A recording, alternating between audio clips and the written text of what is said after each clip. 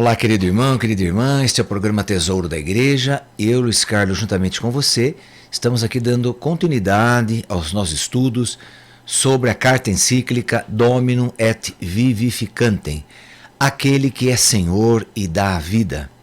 É um documento do Papa São João Paulo II, foi escrito no ano de 1986, um documento sobre a pessoa do Espírito Santo e o trabalho dele, toda a função dele na vida da igreja e do mundo. Este documento você encontra em qualquer livraria católica, você pode adquiri-lo e acompanhar aqui com a gente no nosso programa, tá bom?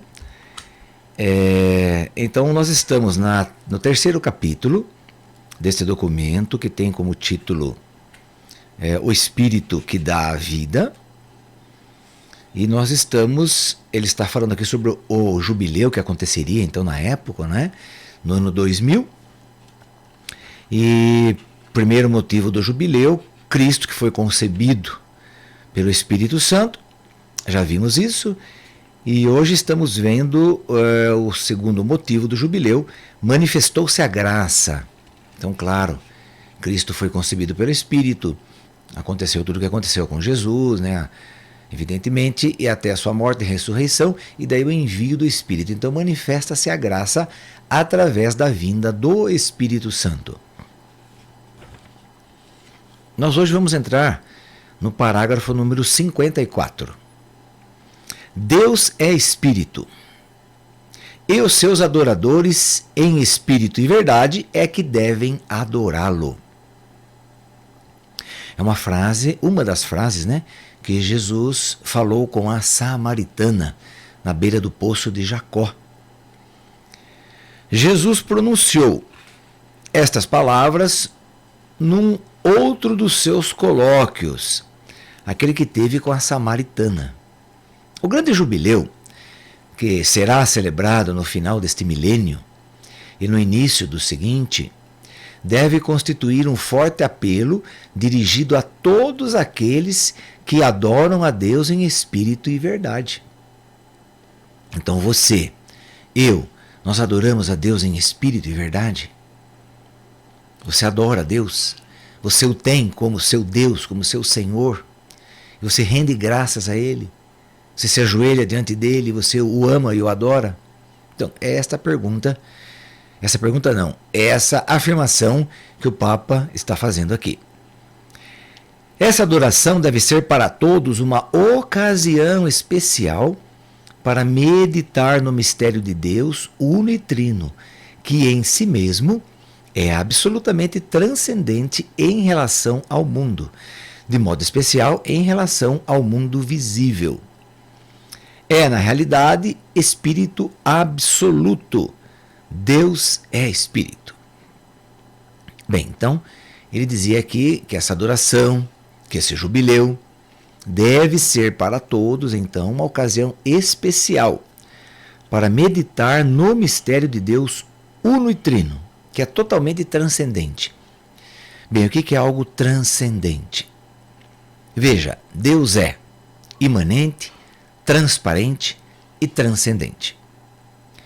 Imanente, tudo que é próprio dele, então sua divindade.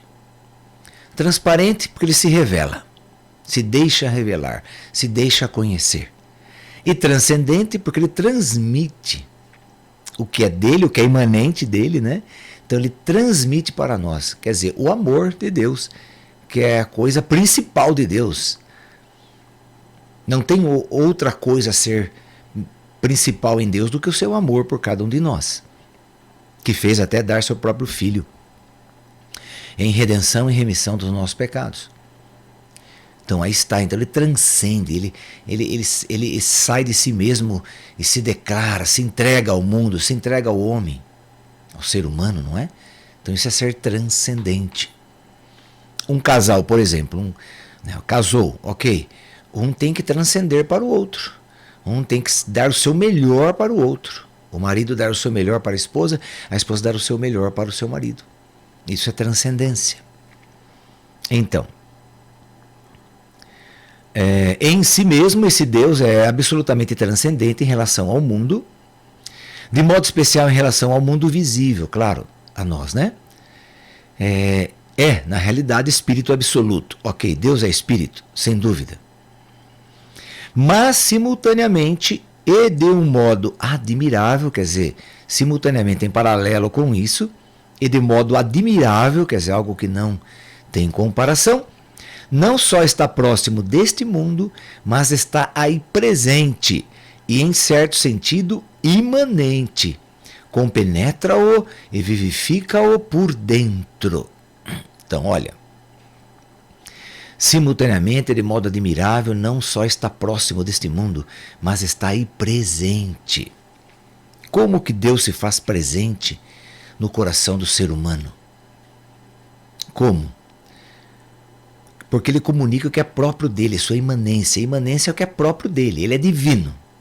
Então ele comunica a sua divindade. Então quando Deus entra no coração do ser humano, pelo batismo, então ele começa a comunicar o que é próprio de Deus, a sua vida divina.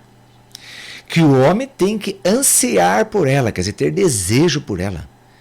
Ter sede dessa vida divina.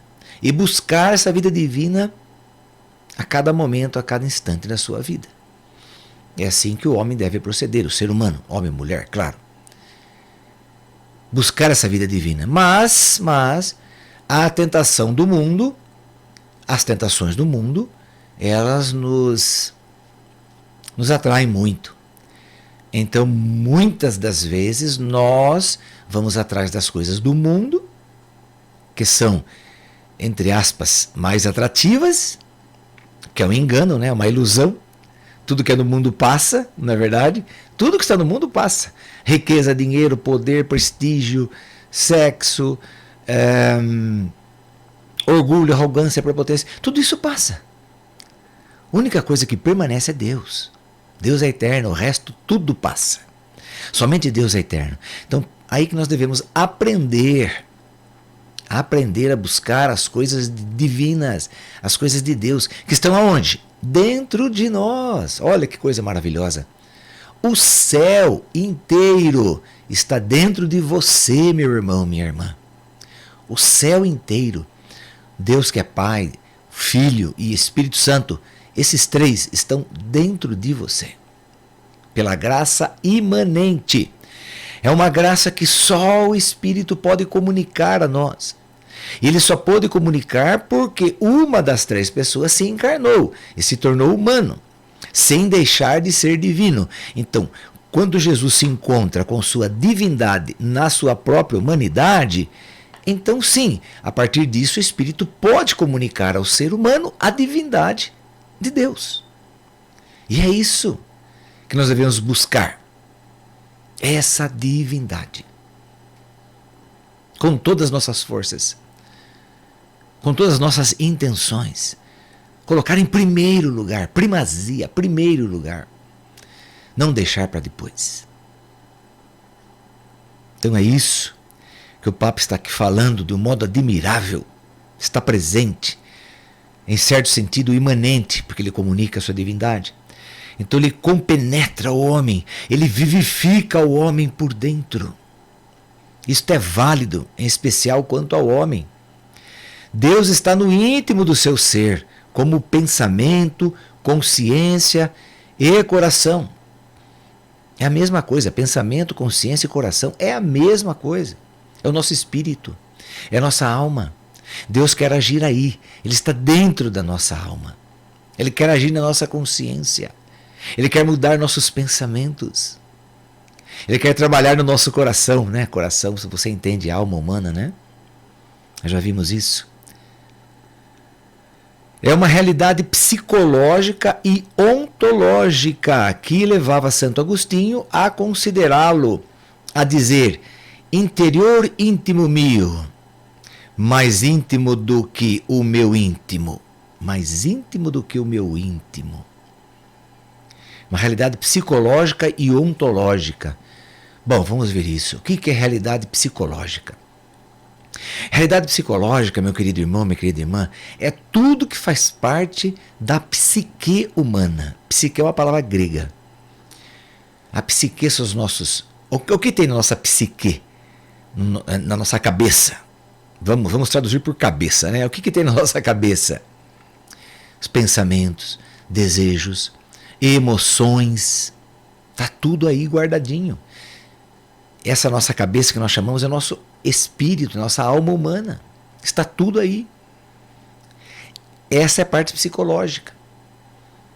Veja, a parte psicológica é o que dirige todo ser humano. Porque onde está toda a sua capacidade cognitiva, capacidade de pensar, de refletir, de falar não para as coisas ruins, sim para as coisas boas, capacidade de optar, a liberdade está aí também. Então, na parte cognitiva do pensamento, onde nós estudamos desde criança, as matérias, aprendemos a ler e escrever. Por quê? Porque está tudo no nosso cérebro, tudo na nossa psique. É a nossa psique que vai fazer nossos músculos, nossos braços trabalharem para escrever. Aprendemos a escrever. A partir do momento em que eu entendo o que a professora ou o professor está explicando, então eu vou aplicar no meu corpo. Então, sim, é a nossa consciência, a nossa psique, é o nosso espírito humano, a nossa alma humana, que é tudo a mesma coisa. É isso tudo que faz eu agir. Então, eu escrever, eu dar risada, chorar, mentir, ter desejo de fazer o que é bom, ter desejo de fazer o que é errado. Está tudo na nossa parte psicológica. Quando nós sofremos, por exemplo, humilhações, nosso corpo fica amuado. Mas por que o corpo ficou amuado? Porque o espírito ficou amuado. É o espírito que coordena o corpo. Então, quando eu sou humilhado, fico muito triste. Ou então, quando eu sofro um trauma, eu estava pronto para casar, vamos dizer assim, e a minha noiva terminou, rompeu. Ou eu fui traído. Ou então eu fui despedido do emprego sem nenhuma razão. Alguma fofoca, alguma coisa. Perdi o pai, perdi a mãe, perdi um filho, uma esposa, um marido. Então são traumas. São problemas que vão surgindo e interferem na nossa vida. Agora, se nós não tivermos usando o dom da fé, que acredita em Deus, que espera em Deus, que busca força em Deus, bem, aí nós podemos, então, através desses problemas que tivemos, nós podemos ficar ruim da cabeça. Entrarmos em depressão, perdemos o sentido da vida, não quero mais viver. Pode-se chegar até ao extremo de querer tirar a própria vida, porque agora minha vida não interessa mais, agora eu perdi tudo que eu queria, tudo que eu gostava, meu marido, minha esposa, minha mãe, meu pai, não sei, aí, né? Estou dando apenas exemplos. Então eu perdi meu emprego, que eu ganhava bem, tinha um nome a ser zelado, todo mundo gostava de mim, eu era bom naquilo que eu fazia, mas por uma traição, alguma coisa, eu fui mandado embora, perdi tudo. Então a pessoa também perde a cabeça, nós dizemos, né? No nosso popular, perde a cabeça. E tem pessoas que entram em parafuso mesmo, sabe? Que ficam completamente fora da realidade. Certa vez nós fomos rezar por uma pessoa, o pai dessa mocinha falou, olha, minha menina está aí, já levei ela em 12 médicos, 12. Vendi propriedades para pagar médicos, remédios, e ela não melhora. Aí falaram de vocês aí da Cantate, então por isso que eu pedi para vocês virem rezar aqui. Então fomos eu e o Heitor, fomos rezar por aquela moça. A hora que chegamos lá e vimos a moça no quarto, bem, os olhos dela, ela não dormia há 6 meses. Os olhos dela, querido irmão, querido irmão, querido irmão, querida irmã, eram 2 buracos assim, escuros. Eu me assustei, sinceramente me assustei a hora que eu vi a mocinha. Bem, nós pedimos para todos saírem do quarto então, que a gente ia conversar com ela. E começamos a rezar. Começamos a rezar, pedir as graças de Deus e começamos a conversar com ela. Chegamos ao motivo daquele problema. Ela estava para casar, móveis comprados, data marcada, festa arrumada. O noivo abandonou aquela menina e foi seguir com outra. Ela entrou num choque profundo, um choque emocional muito forte. Então veja, o que a mente faz, né? O que o nosso espírito faz. Entende isso? Tem gente que, ao sofrer um trauma, o espírito não vai suportar aquele trauma. O próprio espírito sabe disso, né? O próprio corpo sabe disso. Então ele somatiza. O que é somatizar? Soma, em grego, quer dizer corpo. Então, passar para o corpo. Então, aquilo que, o choque emocional que a pessoa enfrentou, e por causa aquele choque foi tão grande que a pessoa, vamos dizer aí, em outras palavras, na gíria do mundo, vai bater pino, não é? Vai ficar fora de si. Então, o corpo, que tem essa condição, ele passa aquele problema, a mente, melhor dizendo, a mente passa aquele problema para o corpo. Então, somatizou. Então, a doença foi para o corpo. Não ficou na mente porque aquela pessoa ia ficar doida, vamos dizer assim. Como acontece com muita gente. Mas tem muitas pessoas, então, que têm uma capacidade própria de cada pessoa, né? Que tem essa capacidade de somatizar, passa para o corpo. Bem, daí o corpo fica doente. Aí o corpo está com dor aqui, com dor ali, e dor na coluna, e estômago, é um estômago que dói, faz exames, e não acham nada. Não tem nada no estômago porque não é físico. É uma dor que está ali no estômago, mas pode-se fazer ultrassom, ressonância, o que for, o médico não acha nada. Ele fala, não tem nada. A pessoa diz, mas dói muito o meu estômago. Pois é, mas não tem nada. Mas por que não tem? Porque é emocional. Emocional. Uma carga negativa que a pessoa recebeu.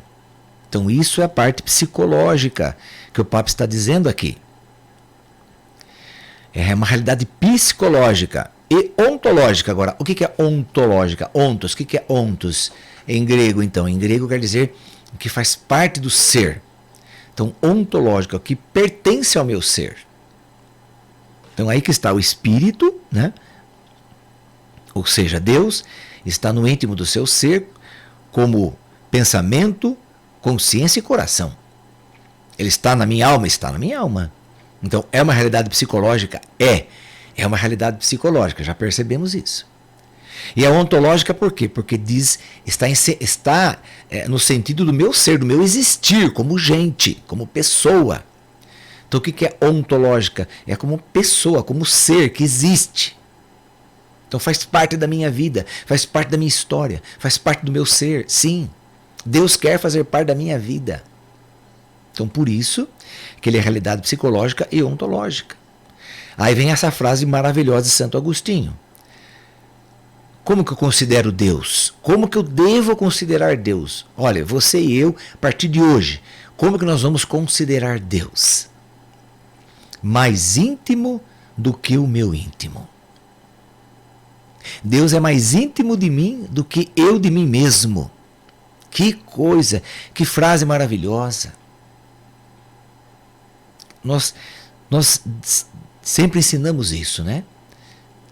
Eu sempre ensinei aqui também que Deus me conhece muito mais a mim mesmo do que eu próprio. Deus é mais íntimo de mim do que eu mesmo, comigo mesmo. Sabe? É uma coisa que parece assim, parece uma história de fábula de criança, mas não é. É algo compreensível, você está compreendendo. Deus te conhece melhor do que você mesmo. Então vamos lá. Estas palavras ajudam-nos a compreender melhor as que Jesus dirigiu à samaritana. O que Jesus falou? Deus é espírito. Somente o espírito pode ser mais íntimo do que o meu íntimo. Olha, quer no ser, de forma ontológica, quer na experiência espiritual, consciência, só o espírito pode ser a tal ponto imanente ao homem e ao mundo, permanecendo inviolável e imutável na sua transcendência absoluta. Mas em Jesus Cristo, a presença divina no mundo e no homem manifestou-se de uma maneira nova, e sob forma visível.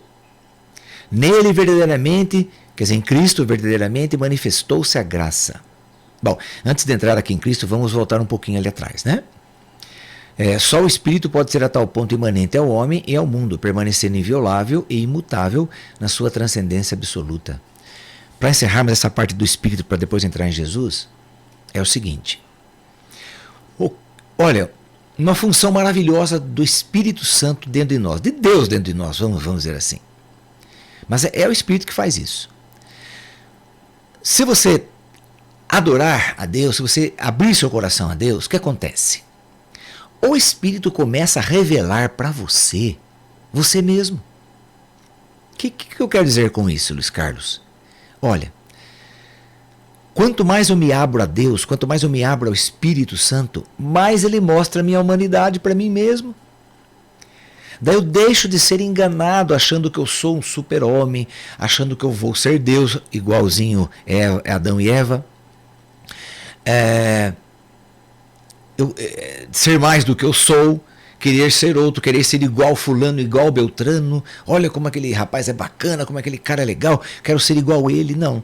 Então essas coisas todas vão diluindo em mim, vão sumindo. Porque o Espírito Santo vai me revelando quem eu sou, o pecador que eu sou, a miséria que eu sou, o nada que eu sou. E ao mesmo tempo, Ele vai me revelando tudo que eu posso fazer pelo reino de Deus e pelas pessoas.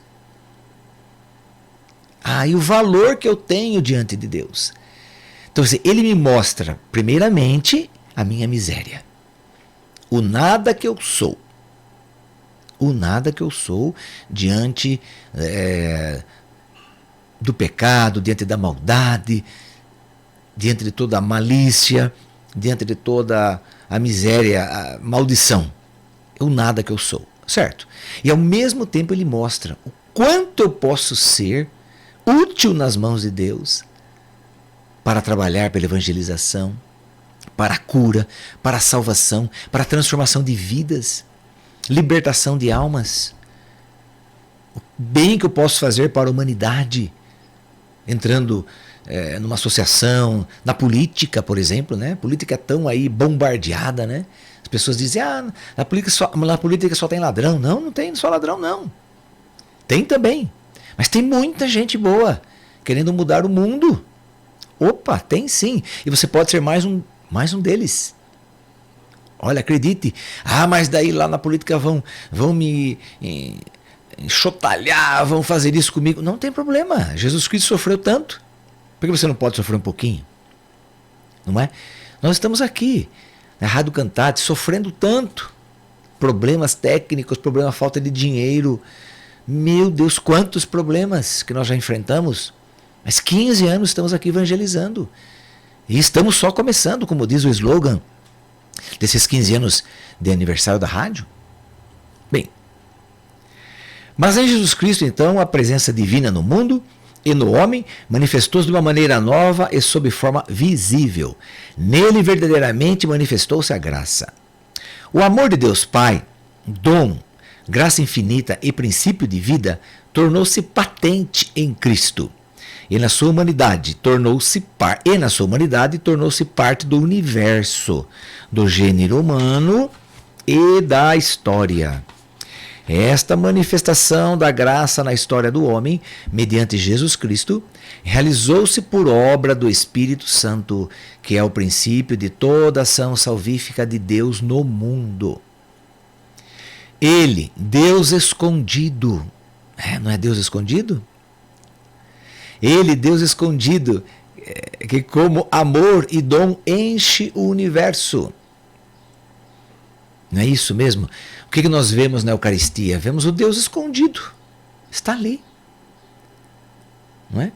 Olhamos para Jesus, vemos a humanidade dele, mas não vemos sua divindade.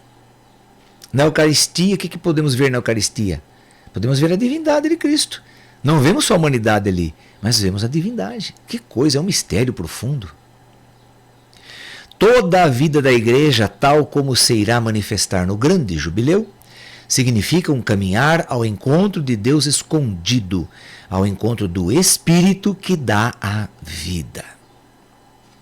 Então está aí, querido irmão, querida irmã, Nós já passamos por esse jubileu que foi maravilhoso, né? Abriram-se as portas. Você que nasceu antes de 2000, então você passou pela porta do grande jubileu, não foi? Você teve essa graça. Muito bem. Então você sabe o que significa esse jubileu. Significa sempre um recomeço, sempre. Uma nova força, uma nova graça, uma nova potencialidade do Espírito. É enviado o Espírito de uma forma nova, diferente, para que você, cristão católico, seja mais atuante, seja mais dinâmico, seja mais operante na igreja, na vida dos seus amados. É isso que Deus quer. Fazer de você e de mim novas pessoas. Pessoas fortes, corajosas, decididas e com muita fé. Ok, querido irmão, querida irmã? Vamos pedir a Nossa Senhora, nossa mãezinha querida, que interceda por nós, nos ajudando a viver, a vivenciar tudo isso. Assim como a samaritana, né, que saiu já contando para todo mundo ali: olha, esse homem falou de mim isso e aquilo. Venham vê-lo, não é? Pronto. Quanta gente conheceu Jesus a partir da samaritana. Porque Jesus revelou para ela o quanto ela era pecadora. E depois o quanto ela poderia ser usada.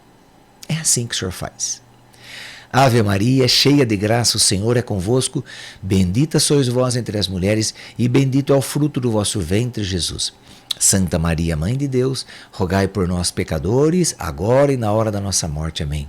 Que o Senhor nos abençoe, em nome do Pai, e do Filho e do Espírito Santo. Amém. Então, nosso próximo programa, se Deus quiser. E Cantata FM, 15 anos de evangelização. E estamos só começando.